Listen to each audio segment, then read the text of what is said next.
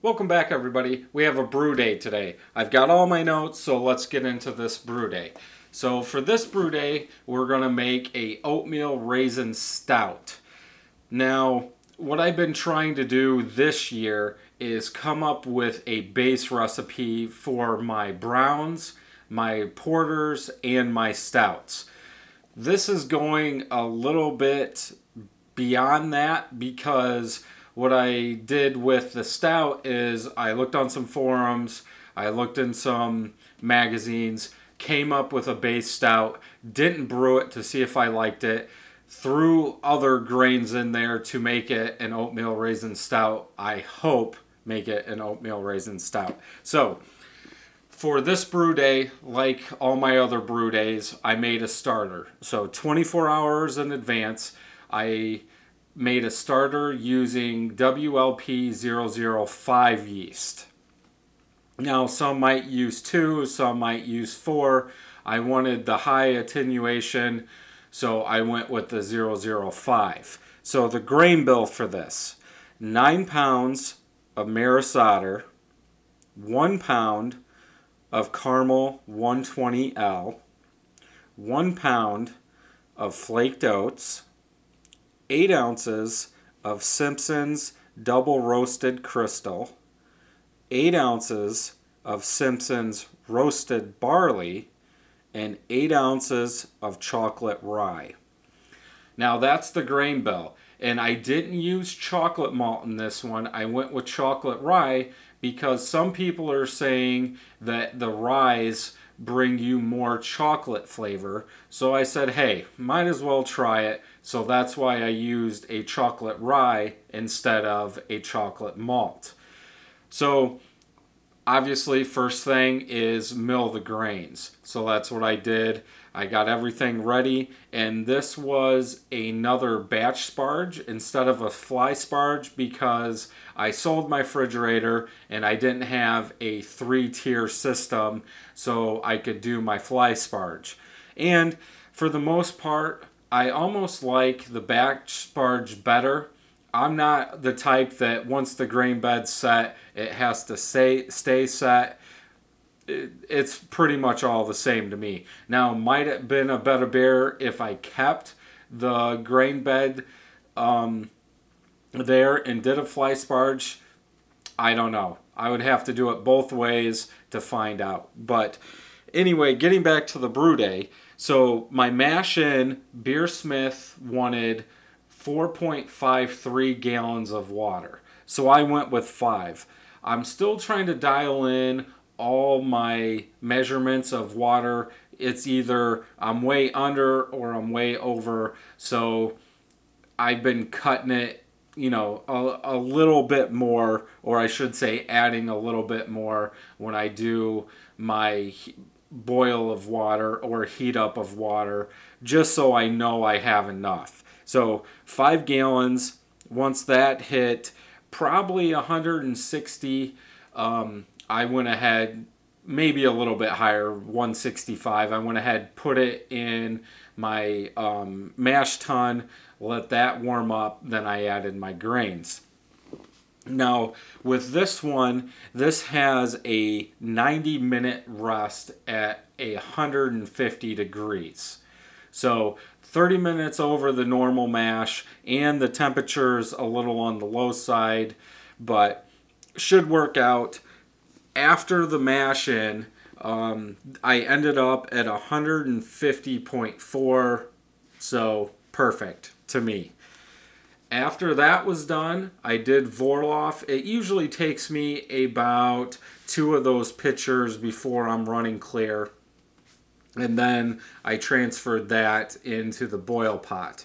Obviously, before my mash-in was up, I did start warming up other water for my mash-out water, which Beersmith called for 4.82 gallons of water for my mash-out. And I put that up to 5 gallons. So 5 gallons heated up going into the mash tun and 5 gallons going into the mash out. And so overall, I think Beersmith said I needed 9.35 gallons of water, and I ended up using 10. So kind of close. To me, not a big deal. It's a half gallon of water, a little over a half gallon of water, not that big a deal. Now my first runnings after my Vorloff came in at 16 bricks. So pretty good. And when I Vorloff the first time and put my first runnings into the pot, out of the 5 gallons that I put in the mash tun, I got 3.25 gallons out. So the grains did soak up more than a gallon of liquid, 1.75, but that's no problem.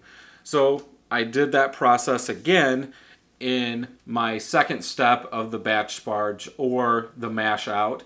Put the 5 gallons on top, stirred it up, go ahead and Vorloff right after that. Get my clear runnings, put that into the kettle, and we're almost ready to boil. Bringing that up to temperature or getting it up to a boiling point, and as I've said in the other videos, please make sure you're watching when you're heating this up, because that hot break can get away from you quick. Knock on wood, I've never had one overflow, but obviously some of them come close. And technically, you know, we're looking at what, about 8 gallons in the brew pot at this point, and with a 15-gallon mega pot, I still came up to the top of that. So if you're using a smaller vessel to heat your stuff, please make sure you're on that gas or have a spray bottle. I don't use a spray bottle. I use the gas controller, and if I have to, stir like crazy, shut it off, and you should be okay. But please make sure you're watching that. So we've mashed for 90 minutes. We've got our first runnings. We did another Vorloff for our mash out, and we collected the second runnings, and now we're at the boil. Now this is also going to be a 90-minute boil, which is good. You know, we want to get that concentrated in there. So 90-minute boil. Here are our hop additions. At 90 minutes, we're going to use 2 ounces of East Kent Goldings. Then at 15 minutes, we're going to use 1 ounce of East Kent Goldings. So pretty easy, you know, hot bill on this one. At 15 minutes is when I add my Warflock tablet and my chiller. So not that big a deal. And then we can cool it down after that. So overall, I started with 8 gallons of water, and I was probably post-boil 5.75. So not that bad. That's pretty good for me. That leaves me a little bit over, so if I have a lot of trub in there, I can get it out of there, and I'll still have 5 gallons at the very end.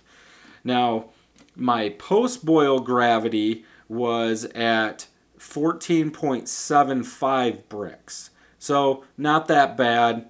It went up 3.75 bricks.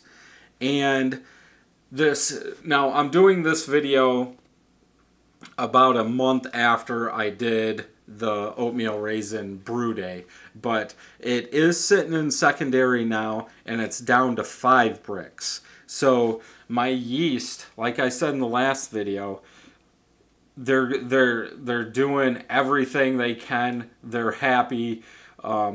This is for another video, but I do put pure oxygen in there for about 30 seconds.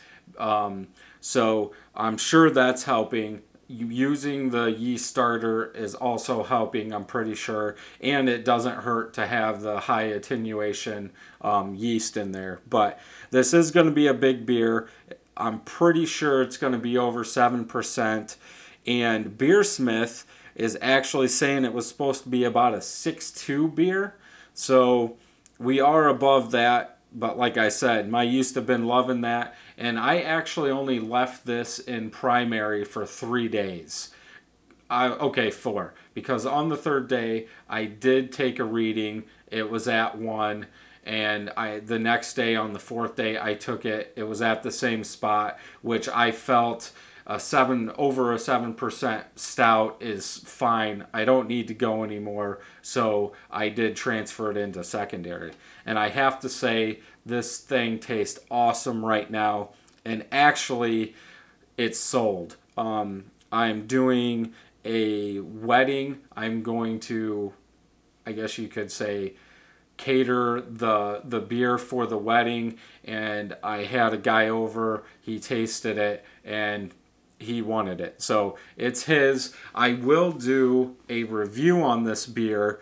I will get 1 glass out of it at least, but for the most part, I think I'm going to have to do this one again here real soon so I can have it for winter. But the taste is awesome right now. You can taste kind of a raisiny flavor, and to me that is from that double roasted crystal, which gives it a raisin flavor.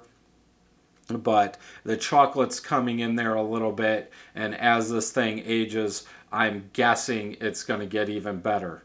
But that's it for the brew day as of right now. Like I said, we will be doing at least 1 tasting. I don't know if we'll get more than 1, because if the keg goes at the wedding, then obviously I'm not going to be able to do a second tasting in a month after or something like that. But I will get 1 tasting in on this and probably make this again. Have you guys ever made an oatmeal raisin stout? If so, leave it in the comment. What did you guys use? What did you guys think about it? And until next time, happy brewing.